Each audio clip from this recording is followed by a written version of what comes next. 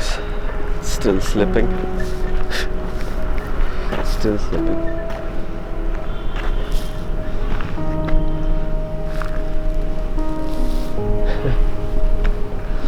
Looks like a fairyland, right? But it's not for riders. At least to look at it, it is. But to ride on it, it's hell. Let me just sit and talk to you guys. I think that'll be nice. So this place is called Jang, one town away from Tawang. हुआ क्या कल basically? सर्दी जुकाम हो रखी है ऊपर से और एक. So we left Bomdila around like 7:30, no, around 8 o'clock. Reached Dirang by 10. Had breakfast for an hour. That's like really late for riders. एक घंटे का कोई breakfast करता नहीं है. Yeah, I had to buy gloves and other stuff. So back to road by 11. So estimated was we'll reach Sela by 1:30. We reached around like 2, which was kind of late, and it was snowing like crazy. मतलब I haven't really seen snowfall ever in my life, and this was the first time experiencing it, and it was too much. Like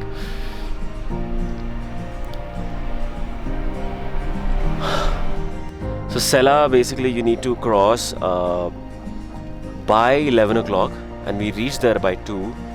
That's why the situation got out of control. बहुत ज़्यादा snow हो रहा था. All the other people, they suggested to you leave you leave ASAP because things gonna get worse. So we left then and there, and on the way obviously things got a little slippery. Okay, so imagine, like you might have seen ice skating videos, or you might have done ice skating. You know how it feels, right? So just think of a situation like 194 kg bike is out on ice skating. Like literally that's the perfect description of what happened with us last night. There are 3 riders, including me, and each one of us, on an average, we slipped close to 20 to 25 times. And the main thing is, how long did we take? Like, when did we reach our hotel? Obviously we didn't reach because Tawang, I'm leaving right now from Jang. I was about to reach Tawang yesterday and explore Tawang today morning, and it's already 10:30 right now, which means half of the first half is gone. ठीक है, can't really control, you can't really expect things, and things don't turn out to be your way at the end. Everyone knows that, right? So there's a little bit of space, you leave it open for the unexpected. And that space got really less for me because the unexpected took over the whole scene. I'm talking so much. Okay, finally the good thing is we reached Jang around like 4 o'clock in the morning. It was very kind. So the thing is, people here in Northeast are so kind. Like, I mean, they're dead kind. Like, this is the place we stayed. Gombu Lodge. Only one room was left. 4 of us squeezed in in 2 beds, and she was very kind to let us in. So tonight I'll be staying there, even tomorrow, and day after I'll be leaving. So another big tension is route to ek hi hai. Okay, so I have to go the same way. Start up very early from Tawang to Bomdila, so that I don't get snow basically on the roads. And the thing is, what we missed out, what we took lightly, was timings in the mountains. Timings are the most crucial thing if you're heading to mountains. Like, I mean, that's the thing. Start up early as soon as the sun is up, and end it by 4 o'clock max to max. Reach your destination by 4, or you'll be fucked like us. So yeah, starting off now, bike's ready, I'll be heading out. Until then, see you at Tawang. Peace.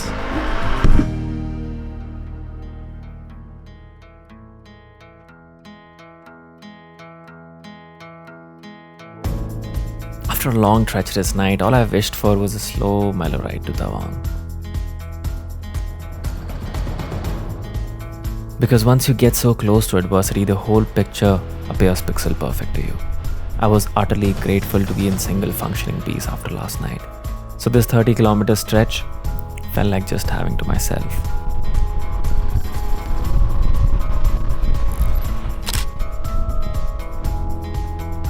Along the way, I got a tip from a local, stating that there's a 2-day festival being held at the monastery starting today.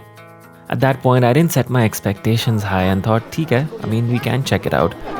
But apparently it was a big deal. Later at the hotel, while checking in, I came to know it was one of the biggest cultural gatherings of the year. Ding dong, ding dong. Ding dong, ding dong. And I was already late. The whole crowd is stepping out. The day had ended, but not for me. There was a lot to unfold.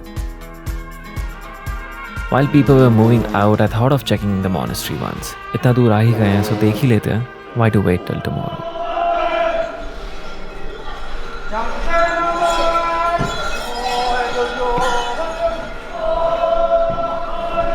This is the first time ever I've been into a monastery. God, so magnificent. मेरे को कुछ नहीं पता Buddhism के बारे में. What are their rituals basically? What are their festivals? Within few minutes of having this thought, doors got shut and the room was delighted by an odd 40 to 50 monks. All this happened so quickly that before I could even realize what is happening, do I even belong here? I was sitting amongst them as one of their own. There was something about the energy which was so calming and relieving.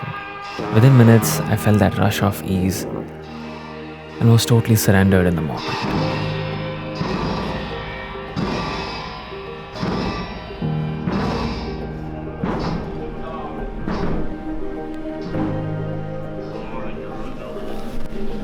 First time in the monastery and you come across a prayer and they just accept you like their own.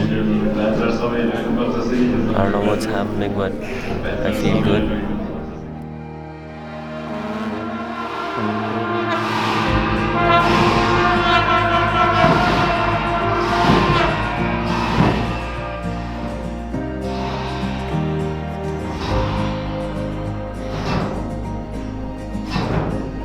In the middle of this ritual, I happened to introduce myself and be friends with one of the youngest, cutest, and the most curious monk ever in making.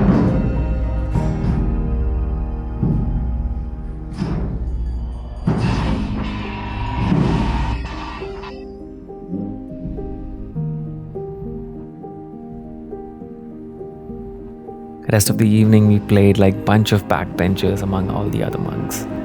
It was fun.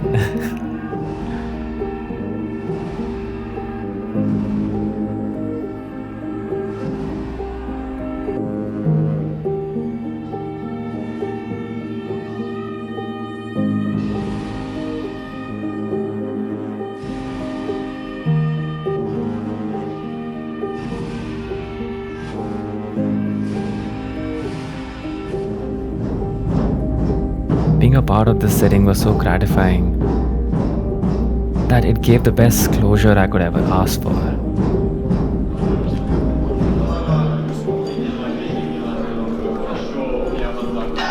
But at the same time, it felt like all those vibrations and chanting were preparing me for the storm to come. I was excited about tomorrow.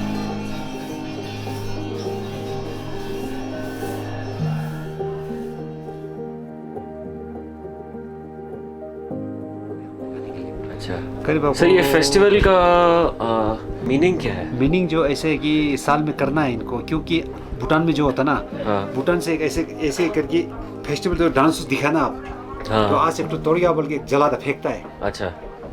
वो फेंकने में भूटान वाला फेंकेगा, यहाँ से फेंकना है. अच्छा. वो रूल है एकदम. अच्छा. फेंकना है, उस साइड जलाएगा वो, भूटान वाला इधर जलाएगा, इस साइड में. वो लोग ऐसे होता है. अच्छा. साल.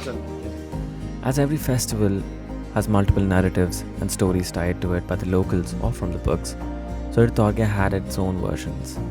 What I heard from the shopkeeper and how I understood was something similar to a Sankranti version of the story, where we burn crops and welcome a new year.